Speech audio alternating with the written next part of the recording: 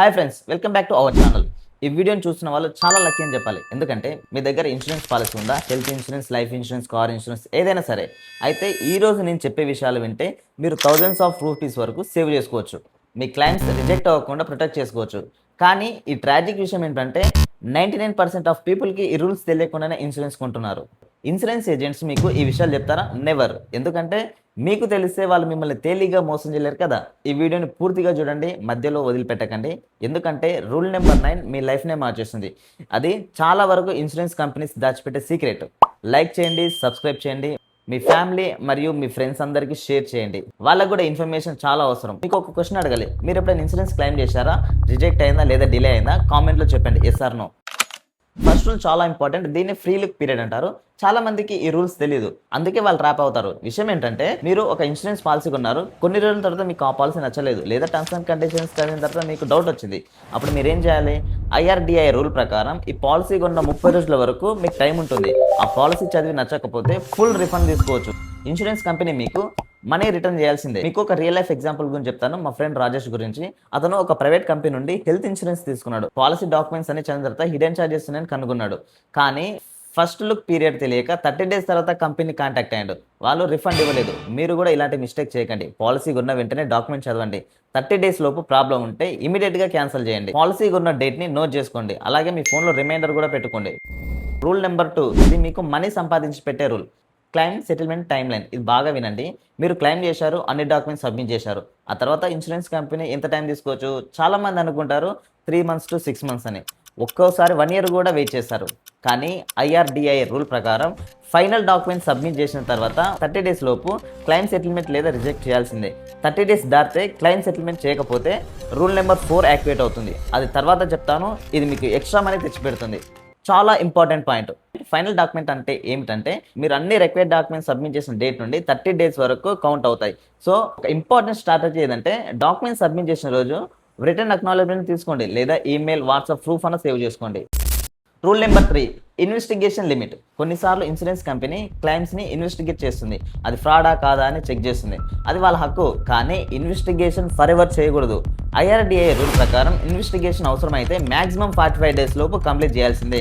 45 days దాటితే investigation complete కాకపోతే మీరు డైరెక్ట్గా IRDAIకి కంప్లైంట్ చేయవచ్చు. ఇక్కడ కనిపిస్తుంది IRDAI హెల్ప్ లైన్ నెంబర్. ఇది సేవ్ చేసుకోండి ఇప్పుడే, ఎందుకంటే మోస్ట్ ఇంపార్టెంట్ కాంటాక్ట్ నెంబర్ ఇది.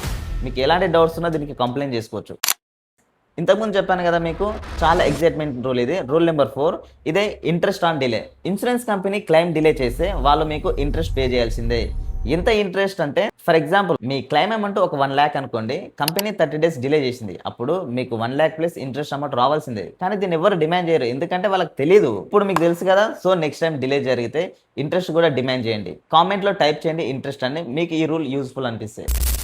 రూల్ నెంబర్ 5 చాలా ఎమోషనల్గా ఉంటుంది ఫ్రెండ్స్. మీ పేరెంట్స్కి హెల్త్ ఇన్సూరెన్స్ ఉందా? వాళ్ళకి ఏజ్ ఎక్కువైందని క్లెయిమ్ చేశారని ఇన్సూరెన్స్ కంపెనీస్ రెన్యువల్స్ రిఫ్యూజ్ చేసిందా?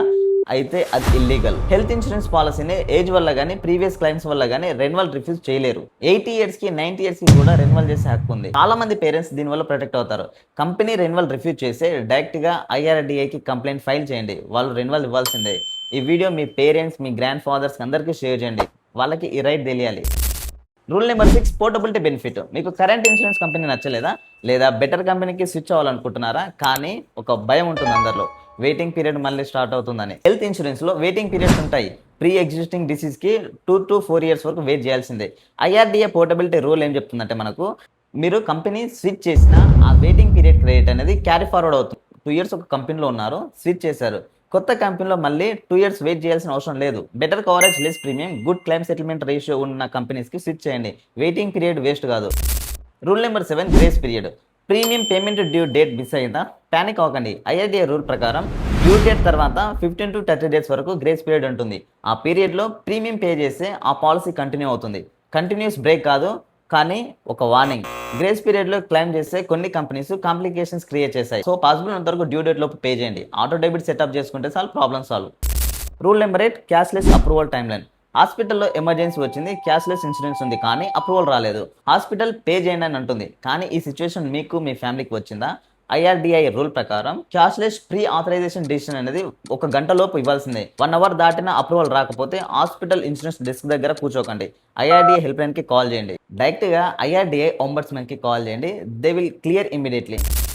ఫ్రెండ్స్, ఇప్పుడు ఆ సీక్రెట్ రూల్ గురించి చెప్తాను. ఇన్సూరెన్స్ కంపెనీస్ దాచిపెట్టే రూల్ ఇది. Rule number 9, moratorium rule.